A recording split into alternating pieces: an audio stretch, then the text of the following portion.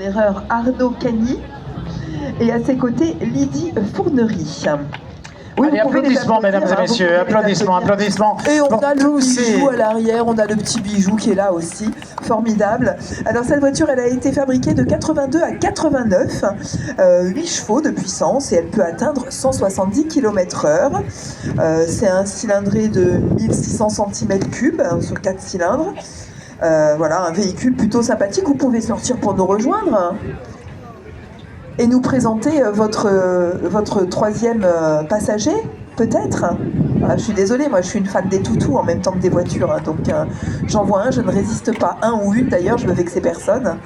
Un joli petit bijou. Alors, bonjour à vous, comment allez-vous? Ça va.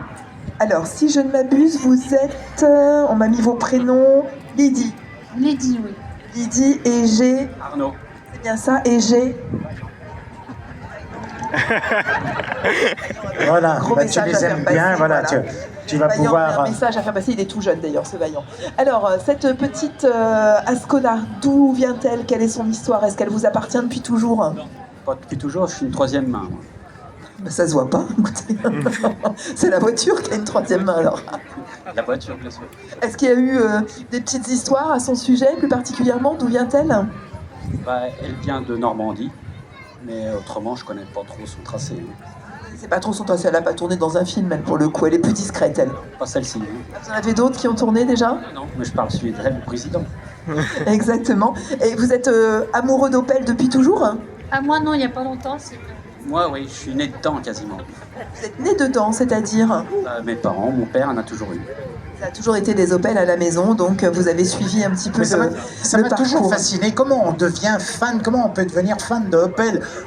On est bien d'accord, hein. Opel ou Fiat ou Renault. Ah, d'une marque en particulier, non, mais si tu veux, dire, ouais. tu as là 2 chevaux, c'est mythique. Donc Mais c'est vrai ça, qu'on a je peux tous arriver des à histoires comprendre. familiales comme ça. Mais Chez nous, c'était les Peugeot. Vous, voilà, c'était les comment on Opel. peut devenir fan à ce point-là d'une marque comme Opel?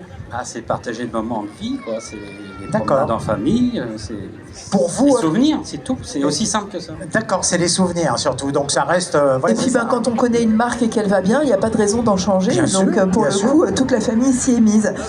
Elle a subi des rénovations, cette voiture? Elle a été vandalisée, donc il y a l'aile et puis le capot, le pare-brise change. Bichette, elle a été vandalisée. Bon alors, ma pépette, hein, ça va mieux? Apparemment, ça va. Hein. Bien, elle est belle, je pense. Effectivement, elle a l'air en pleine forme, cette Ascona SR. Quelle est la particularité? SR, ça veut dire? Moi, c'était une série sportive, une série, enfin, c'était une voiture familiale, mais sportive. Donc vous arrivez à vous faire plaisir quand même. Ça marche bien. Hein. Ça marche bien, dit-il avec un petit sourire en coin comme ça. On va vous remettre le trophée Vous allez et on avoir le vous remercie trophée. d'avoir participé à ce concours d'élégance. Vous en pensez quoi, vous, président de ce véhicule? Bon, c'est une Opel, donc je vais dire que c'est bien, mais c'est vrai, c'est super. D'ailleurs, à l'intérieur, il a des sièges Recaro. Génial, les Recaro. Sachez que c'est triste, Recaro est une ouais. marque qui va disparaître. Ils ont c'est fait vrai faillite. Ouais. Ah Comme mince. quoi, l'automobile, faut pas oublier. Hein. L'automobile, moi je le dis toujours, c'est un cimetière de marques. Donc si vous aimez des marques, ben, protégez-les, parce que c'est important. Non, ce qui est génial, c'est de voir que, comme tu disais, on a des fans de toutes les marques.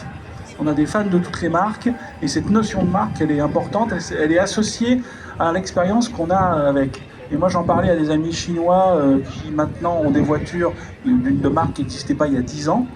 Ben, leurs gamins commencent déjà à dire « Oh là là, il y a 10 ans, quand j'étais petit, j'étais à l'arrière de la voiture. » Et ben on recommence le même truc. Alors, le chien, moi, ça m'a fait penser à un truc, c'est quand j'étais petit, mon papa était capitaine de marine marchande, et donc on allait le chercher avec ma mère en partant de Commentry sur Le Havre ou Marseille. Et moi, j'étais derrière avec un berger allemand, et à l'arrière de la DS, j'ai jamais été malade, tout allait très bien, et on se battait avec le chien. Donc ça, c'est vraiment des histoires, vous voyez, qu'on a.